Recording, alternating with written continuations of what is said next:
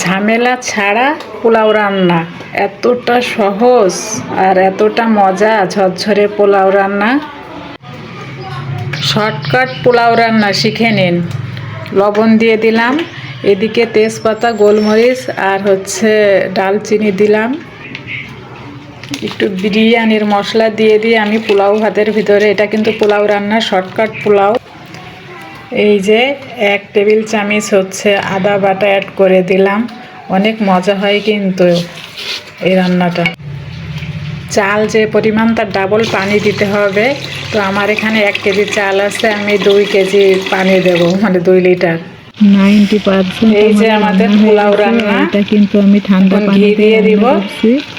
ঘি অ্যাড করে দিচ্ছি। এখন রান্না কিন্তু শেষের পথে, আর এর ভিতরে তেল দিতে হবে, সেটা দিতে আমার মনে নেই, তো একটু পরিমাণে ঘিটা বেশিই দিয়ে দিলাম। বাদাম আর কিশমিশ দিলে ভালো হয়, কিন্তু আমার ছেলে মেয়ে খায় না বলে আমি আর দিলাম না। আমাদের ভাত রান্না কমপ্লিট হয়ে গেছে। এখন এই যে পেঁয়াজের ব্রেস্তা দিয়ে দিলাম। এটা দিলে কিন্তু খুব ভালো লাগে খেতে।